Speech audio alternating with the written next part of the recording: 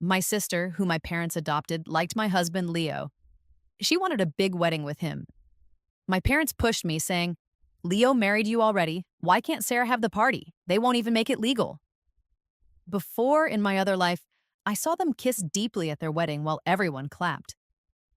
That night, my husband held her down, tears in his eyes, saying, It doesn't matter who has the marriage paper. You are the only one I see as my wife. He showed her off at parties, telling everyone how much they loved each other. But I was the one married to him in secret. I died on the day they celebrated their wedding anniversary. He lit up the sky with fireworks for her, and I never saw him again. This time, I came back to life before we signed the marriage papers. I worked for 6 months to get a job at a great design company overseas. They told me I needed to start in Country Y in just 1 week. When I got the job offer, I shut down my own design place and had a final dinner with my team. One worker asked, Are you going back to be Leo's wife? He cares about you a lot. I only smiled a little and stayed quiet. When I arrived home, the big house's living room was full of activity. 4 people all looked at me at once. Leo came up first, quickly pulling me to the couch. Please give her a massage. I stood still, just looking at their waiting faces. It hurt a little. I said, feeling tired, I need to finish some work. My mother looked annoyed. What work? Your small studio isn't important. I said you should come home and look after Sarah. We have enough money to feed you. Leo seemed surprised. He smelled alcohol on me. He held me softly and asked gently, Did you have a drink? Do you want to lie down? This kind Leo reminded me of the Leo from the time of the fire. That day, in a mall bathroom, smoke and terrible heat banged on the door, trying to consume me. I was burned everywhere, I couldn't breathe, and cried, feeling hopeless. Just before I passed out, someone broke in. He put wet cloths on my face and carried me quickly to the emergency exit. Fire near the door burned his hair, but he ignored it, calling my name over and over, telling me to stay awake. I loved that Leo my whole life, and I hated him my whole life too. Later, I heard him tell someone else his greatest mistake was marrying me because his grandfather wanted it. It stopped Sarah from being his real wife. He felt he owed her. I made my hands into fists, took a big breath to stop my tears, and said calmly, We have housekeepers. If that's not enough, I can hire someone to give massages. My mother's face showed anger. She stared hard at me. What massage person? Sarah likes how you do it. Hurry up. His voice sounded final. Massage Sarah now, and I'll help you with your work later tonight. I gave a small, bitter laugh inside. I looked at them coolly and said nothing. Since Sarah moved into our house, she was treated like the only special girl. Our families knew each other, but my family only got wealthy recently. Sarah's parents died saving kids in a car crash. Those kids were Sarah and me. After that, my parents took Sarah in. And what they said, Sarah is very hurt and has no parents, so you have to let her have her way. To protect Sarah's feelings, they made me sleep in the small storage room because Sarah said the house could only have one princess. I wasn't allowed to do well in school because Sarah's grades were bad and she couldn't handle it. She had injuries to her head and stomach that caused problems. She often needed blood. And since my blood type matched, I had to give her blood. Nice clothes or jewels. If Sarah wanted them, they were taken to her room. My parents, and my husband Leo too, always chose her side without thinking. Even when she asked for a wedding with the man married to her sister, they didn't complain. They did everything to make her happy. Because I didn't say anything, Sarah started crying softly. She looked at Leo with watery red eyes. His arm, which had been around me, dropped fast. He glanced at me, then went to hold Sarah, listening to her complaints. It hurts too much. I don't think I can stand it anymore. I saw my parents in a dream last night. They said they worry about me. If nobody takes good care of me, they will come and get me. When they heard this, everyone looked shocked and stared at me as if I was the bad person making her suffer. She cried hard, holding onto Leo's neck, breathing fast. Leo, if you marry my sister, will you leave me? His eyes were soft. I will never leave you. Then I saw him clearly whisper to her, I love you. A sudden, strong pain hit my heart like being struck. They were already close this soon? And in my past life, I was so stupid. He fooled me, married me, and I waited for him forever. I pushed down the ache inside me and turned to go to the storage room near the stairs. A loud voice yelled from behind. Are you disobeying? Didn't you hear? Massage, Sarah. Don't try to leave this house again. He sounded commanding and cold. One time, Sarah said I pushed her down the stairs. When I said I didn't, he locked me in the dark basement for 3 days with no food. I closed my eyes. I remembered I was leaving in 7 days. I shouldn't cause problems. So, hiding my hurt feelings, I slowly went back to the couch. Sarah was lying in Leo's arms, looking at me like she had won. I acted like I didn't notice, kept my eyes down, and just wanted the next half hour to pass fast. Soon, the dinner table was ready. Mom smiled lovingly and asked Leo to bring Sarah to eat. He looked at me, almost begging with his eyes, and said, Stay a little longer, don't make Auntie mad. 2 other people looked at me disapprovingly, so I slowly went with them. The table had lots of seafood, cooked in many styles. Everyone looked only at Sarah, asking her what she wanted and if she needed anything more. No one recalled that I can't eat seafood. I picked up my glass of water and took a sip, showing no feeling.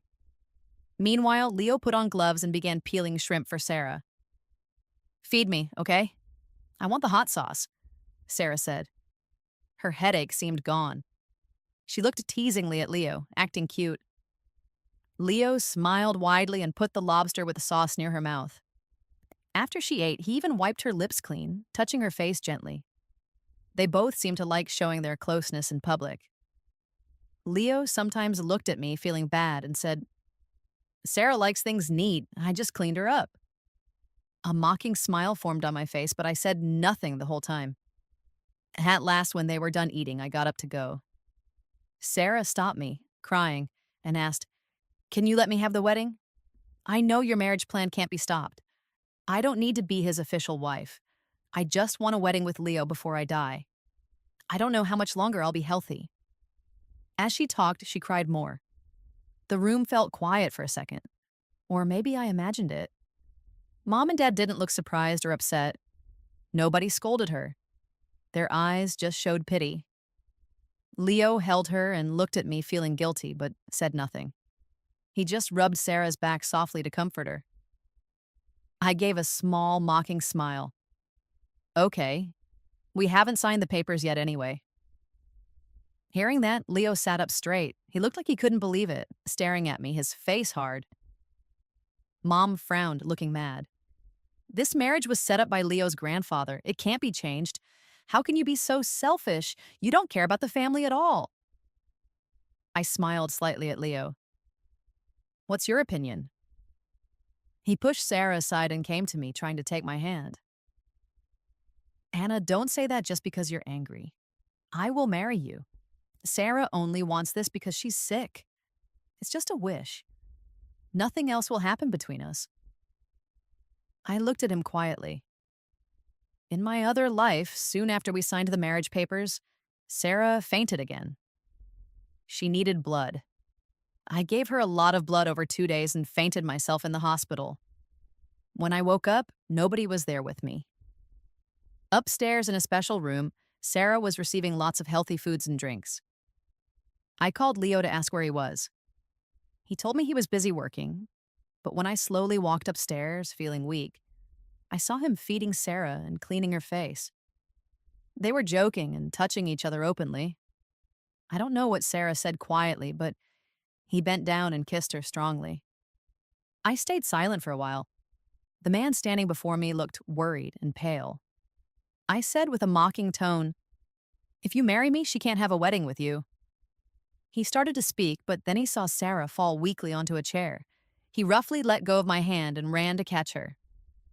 Mom yelled nervously, Quick, call for help, call an ambulance. She pointed her finger close to my face and shouted angrily, You just hate seeing Sarah happy, don't you? Will you only be happy if you make her die? Agree to the wedding, or I won't think of you as my daughter anymore. Leo lifted Sarah and ran out. As he went past me, he didn't look me in the eyes. Anna, don't make trouble now. Believe me, you're the only one I care about. He paused for just a second, then rushed out the door. Seeing them leave, I let out a cold, bitter laugh. In my first life, my parents treated me very well until I was 10. After Sarah arrived, they suddenly ignored me. I was confused and kept thinking about what I did wrong. Or maybe I wasn't good enough, causing mom and dad to stop loving me. I wanted their love back so much that I always gave in, no matter how unfair their requests were. Dying once taught me it doesn't matter if they love me. I have to love myself. Showing no emotion, I went to the storage room to pack. I didn't have many things. One suitcase was enough. I collected the other items to give away to charity. This made the small room feel a bit bigger. After a short thought, I made a phone call. Someone answered right away. I asked quietly, "Is everything ready?" I smiled a little. "Send it to this address in 1 week." I calmly gave the address of the big house and told the person to give it directly to my dad. In my past life, Sarah said the car crash happened because I was playing around in the car. I tried to explain, but nobody believed me. This time, the camera recording from the car will show what really happened. 3 days later, they came back from the hospital with Sarah. I was just about to go when we met. Sarah wore a white dress and happily held Leo's arm. She said playfully, "I want the wedding to be in a very fancy hotel." Leo, who was looking at her lovingly, turned white when he saw me. He usually didn't pay attention to how I looked. Maybe I seemed too calm. He suddenly let go of Sarah and walked fast towards me, looking nervous. "Don't get the wrong idea," he said. "Sarah and I are only having a wedding party, that's all. I've already set the date for us to sign the marriage papers. We'll do it before the wedding." I smiled slightly. "Well, if Sarah wants to be your wife, she can." In my first life, they hid the wedding from me. I found out very late. Someone sent me a link to watch it live online. When I opened it, they were saying their promises and kissing. They kissed deeply with everyone watching. After that day, I was Leo's secret wife. I had to watch my husband with the woman he had the wedding with every single day. He showed off his love for her. His eyes were always loving when he looked at her. He only paid attention to me when we visited Grandpa, and even then, he was cold. In my past life, I couldn't forget that Leo saved my life. I refused to believe he could love another person. I stopped working, became unhappy, cried, and argued, but I couldn't leave him. In the end, I was his hidden wife, and he didn't visit me before I passed away. On their anniversary, he arranged fireworks all over the city for her. While those fireworks lit up the sky, I died unwillingly. Now, Leo is holding me tight, not letting me go. I see fear in his eyes. I give a cold laugh and look straight at him. "You want both things, but you can't have them. If you force me to sign the marriage papers, I will tell everyone online and show that Sarah broke up our marriage." Just after I spoke, someone came quickly from behind him. They pushed Leo away and hit my face hard. "Sarah's parents saved your life. Is this how you thank them? You have no gratitude. You shouldn't be part of this family." I laughed bitterly. "I know. You always only had one daughter." He paused briefly. Then Sarah cried out in pain, "Dad, Leo, my head aches." Dad comforted her and led her inside. Showing no feeling, I turned and left for the government office to finish my travel papers. Coming back, I received a call from the design company in country Y. The person calling was also Chinese and spoke politely. He explained some things about starting the job and then asked with a small laugh, "Are you coming for a short time or moving here for good?" "For good," I answered clearly. He sounded happy. "Great. Hope we meet soon." I ended the call and went back to the big house, feeling better. But Leo was there by the door, looking cold and watching me. "Travel papers? Who is moving?" "Me," I said simply. He let out a breath, relieved. His face relaxed, and he put his arm around me. After a second, he said, "Dad wants to talk to you. There's something important." My heart jumped. It had to be about Sarah, and it was. As soon as I entered, before I even sat down, Dad said coldly, Sarah and Leo are having a wedding. She will officially be part of a rich family, but her situation is strange. She needs a proper role. You own a design company, right? Give it to her. Sarah's parents died quickly without leaving instructions for their money. Her uncle and aunt took most of it, leaving her with just a company name. Because they felt sorry for her, or for some other reason, they always made me give things up for Sarah. In my first life, I let them have the wedding and the company. Because Sarah was hurt and couldn't have children, I wasn't even allowed to have children. Leo just said Sarah couldn't handle the worry, and he never got close to me before I died. I smiled softly, feeling completely calm now. Seeing I wasn't speaking, Dad spoke more firmly. Sarah's parents saved you. Think of this as paying them back. We won't ask for anything else from you after this. He had run businesses for many years, unlike Mom, who didn't understand much. He knew my company was worth a lot. Since finishing school, I had won big design prizes, making my company well known, but he didn't know I had already closed it down. With a perfect smile, I replied, Okay, I'll sort out giving it to her in a few days. Relieved, Dad nodded. I knew you were a sensible girl. If you had acted like this before, I wouldn't have hit you. Even Mom looked at me without her usual anger. Now we are a happy family, Dad added. I laughed silently inside and ignored their fake niceness. Sarah looked at me, seeming a bit proud. I smiled back and watched her face slowly change. Strangely, Leo followed me to the storage room. Standing in the small space, he looked confused, then asked with worry, Anna, where are your things? I wanted new things, so I got rid of the old ones, I answered calmly. Looking a little hurt, he hugged me and whispered softly, I'll buy you anything you want. He gently touched the mark on my face from being hit, kissed it softly and mumbled, Sarah is not well. This is the last time, I promise. I'll make it better for you. Inside, I felt completely empty. I knew his family worked in important government jobs and couldn't leave the country. So, Leo, we have no future together. We won't even see each other again. For the next 3 days, people were busy rushing around. Sarah posted online, practicing for the best wedding ever. Then more messages arrived right after. Who cares if you're the real daughter? Everything you have will be mine. A marriage paper means nothing. I will have all of Leo. And you'll always be like a dirty mouse with no happiness. I quietly saved a picture of the messages and sent them off. Print this and send it with the other items. The day I left had beautiful weather. On the way to the airport, Leo surprised me with a video call. He looked serious for a couple of minutes, then asked where I was headed. I smiled. Somewhere nice. Fear flashed in his eyes. He quickly said, Anna, don't just wander off. I'll come get you this afternoon and we will go sign the marriage papers. I looked at him calmly and didn't reply.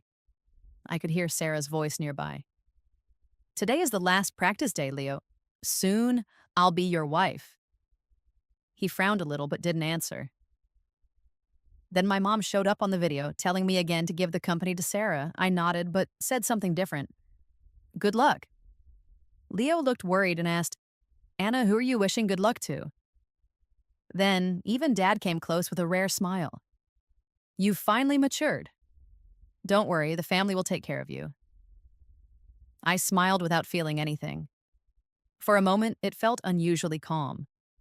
But Leo looked at my face, worried. He felt something was wrong with me lately, but didn't know what. A strange fear grew inside him. Someone told him to hurry again. Before ending the call, I calmly said, Dad, Mom. They clearly wanted to end the call fast, telling Leo to hang up. I smiled and said, Goodbye. Then I ended the call myself. Dad, Mom, Leo, goodbye for good. Before going into the airport, I turned around with my small bag. I looked one last time at the city where I had lived twice. Then, determined, I walked inside. In Country Y, the man who helped me before met me at the airport. He was easy to spot in the crowd, holding flowers. People noticed him, Some girls nearby even took photos. I saw my name on a sign he held, walked up to him, and called out, "Mark?" His eyes brightened. He gave me the flowers and smiled. "Anna, you look even prettier than your pictures." When I took the flowers, he took my small bag and kindly asked if I wanted to go to the apartment first. I agreed. The company had arranged the apartment for me, and it was already mine. Before we went in, Mark gave me a big envelope, likely with the ownership papers. When I opened the apartment door, I was stunned by the amazing sea view from the large windows and let out a happy gasp. The apartment wasn't as huge as the house back home, but it looked out at the ocean, had great light, and felt like a truly free place just for me. That evening, I bought curtains, rugs, and wall decorations that I liked. I also found some fun, unusual art pieces at an outdoor market to put up myself. Lying on the sofa later, the empty feeling I'd had since coming back to life finally went away. Listening to the ocean waves, tears came to my eyes. A life that was really mine was finally, truly in my control after living twice. The next morning, I opened my door to go to work and saw Mark's car parked outside. He waved when he saw me. I didn't want to bother him, so I smiled and said, "The company gave me a car. I can drive myself to work now." Sitting in his car, he gave me breakfast in a bag and smiled a little. "It's okay. I'm going this direction anyway." The car headed to EC Studio. I had wanted to work there for so long. In my first life, EC had offered me a job too. But after getting married to Leo, I left the design world. I gave my company to Sarah and spent all my time being a rich man's wife, waiting for a husband who was never there. Feeling a small ache in my heart, Mark's cheerful voice brought me back. "We've arrived." I looked out and saw a building shaped like a curved wave. It was in the busy city, but still felt peaceful and natural. I felt a rush of feelings, so excited that my hand shook when I opened the car door. Mark looked at me thoughtfully, stood next to me, and said softly, "EC is proud to have you here." Always smooth, he held out his arm with a smile. "May I be lucky enough to show Anna around?" Not acting shy, I gently took his arm and said, "Please lead the way." The EC building was tall with 22 floors. Seeing everything would take all day. Mark took me to the 21st floor, explaining this was where I would work. He showed me the awards and famous designs the company had created over time. The main boss's helper personally helped me get started, treating me with great respect. She seemed surprised for a second to see Mark there, but quickly acted normal again. My office was large and nice, decorated in a style I liked. Mark introduced me to the other designers. I paused for a moment with the young woman named Chloe, who smiled warmly at me. I remembered she was wrongly blamed for something in my past life. I frowned slightly, then nodded at her. After getting settled, I sat in my office alone, looking through different work projects. During my break, an alarm on my phone went off. I smiled and used my tablet to turn on several hidden camera views. Leo and Sarah were on the main screen. Leo seemed worried because he couldn't reach Anna. Sarah held his arm tightly and said sweetly, "Leo, don't stress. My sister isn't answering because she's busy. Soon, I'll be your wife. I'm feeling nervous. Can you stay with me?" But he couldn't forget Anna's faraway look during their video call yesterday. Her smile seemed like she was finally free, and it made him feel strangely worried. He gently moved Sarah away, looking a bit guilty. "I have to go get her from her company. She didn't return home last night, and I need to take her to sign the marriage papers today." Sarah held his hand, looking unhappy. "Leo, you promised to marry her. She will come back later for sure. Can't you stay with me a bit longer before you marry her?" He hesitated, but then agreed when he saw her crying. He lifted his hand to dry her tears and said, "Okay." Inside the house, Anna's mom came out smiling at Sarah. "Sarah, the wedding dress is here. Come and try it on." Sarah quickly kissed Leo's cheek, turned red, and ran inside. Seeing Leo looking unhappy, Anna's mom looked serious. Even if Sarah isn't legally married to you, everyone knows she's like your wife. Treat her well. As for Anna, what else does she need after marrying you? Don't give her too much freedom." After a moment, she asked, She still hasn't answered her phone? She got angrier, picked up her phone, and complained, "My call didn't go through either. Anna never ignored my calls before." Annoyed, she looked hard at her phone and told Leo, "Call her helper and tell her to come home right now." Leo searched for a moment to find Anna's helper's number. He didn't have it saved, but once, when he blocked Anna for not liking Sarah, Anna had called him using her helper's phone. The helper answered quickly, but what they said shocked him.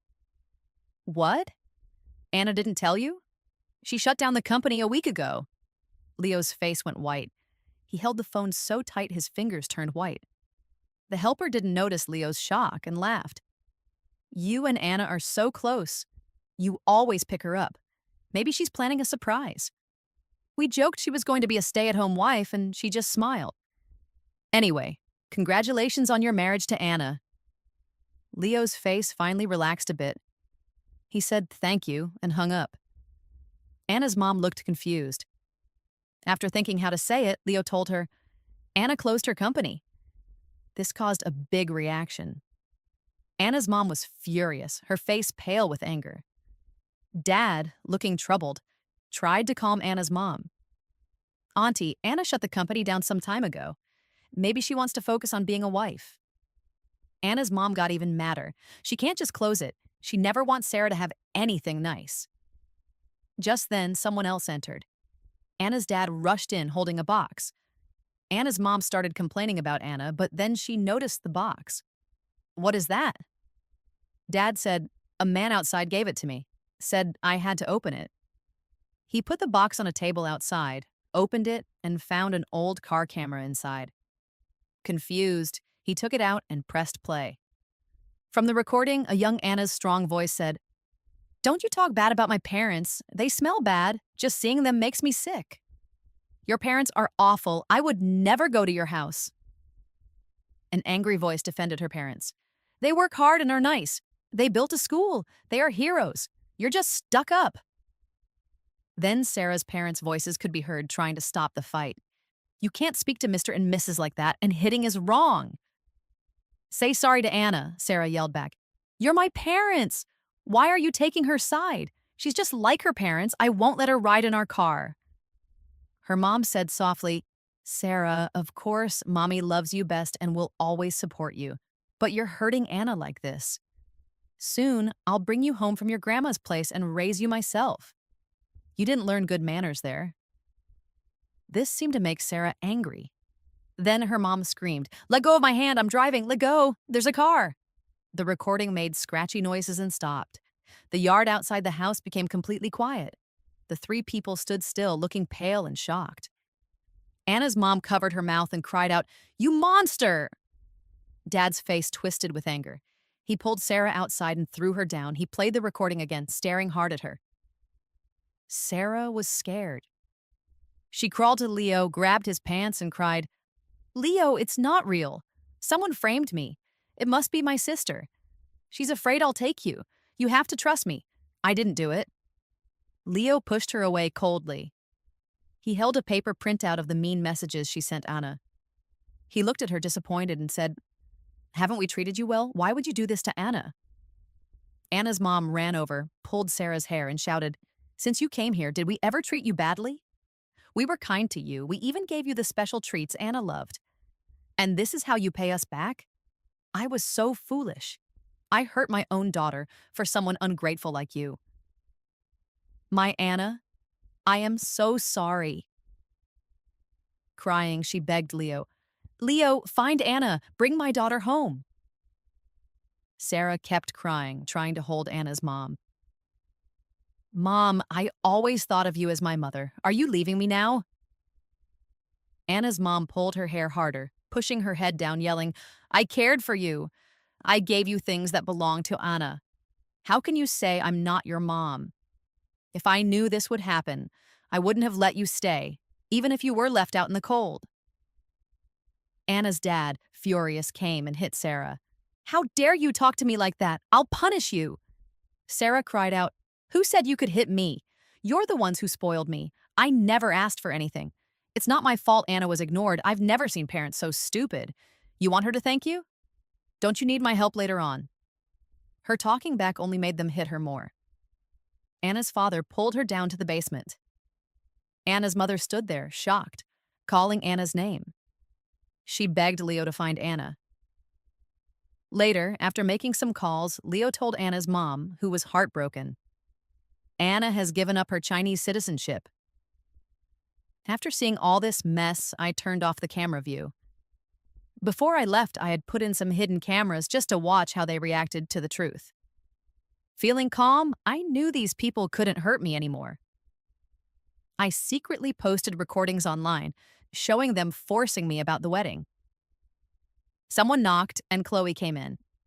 She had her design for this year's jewelry contest. It was a pin called Mermaid's Tears, a design that in the past caused problems about copying. Soon, this design would be called a copy of one from AF Studio. Because of this, EC Studio lost its good name. Many years later, early drawings showed that Mermaid's Tears was actually made a month earlier. People were surprised, but Chloe, who was wrongly blamed, had become very sad and had passed away.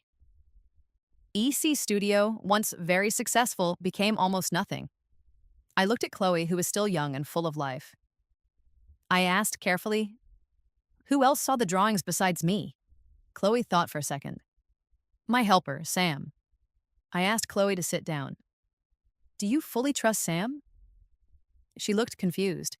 "Sam isn't just my helper, he's my boyfriend." Seeing a potential problem, I said, "This design could be better. I need you to stay here at work and change it with me. Can you do that?" She agreed, about to send a message, but I gently stopped her. "Let's not tell anyone." She seemed to understand something was up and agreed with a playful smile. "Okay, I'll tell him I went on a trip." We worked hard on the drawings, changing them so much they looked completely different. Praising me, she laughed. "People say the new design boss has won many awards." I wasn't sure, but now I see how smart you are. The contest results came out. A design named Angel's Tears, very similar to ours, caused a lot of talk. Chloe was shocked and cried, knowing she almost got into big trouble if she hadn't changed her design. When coworkers asked questions, her helper Sam got nervous and tried to sneak away. Security stopped him, and the real story came out quickly. Because we worked together, Chloe won the top prize. Her name was cleared, and she sued Sam and Jane from AF Studio over the Angel's Tears design. Sam and Jane were dating and wanted to use Chloe's talent to become successful in their first life. Their greed ruined a talented designer and a great company. This time, they faced consequences much sooner. Chloe is extremely thankful to me, calling me her hero every time she sees me. Even Mark thought it was funny. Mark said I had rescued EC. At an important meeting, he made me a vice president. That's when I learned he was the actual owner of EC. With the company doing well, the next day, he sent a huge truck full of roses to the front of our building. Rose petals floated in the wind, making the streets smell sweet. Surrounded by flowers, he took out a ring and told me he had feelings for me. I didn't feel that strongly about him, so I kindly said no with a smile, even though people nearby were clapping.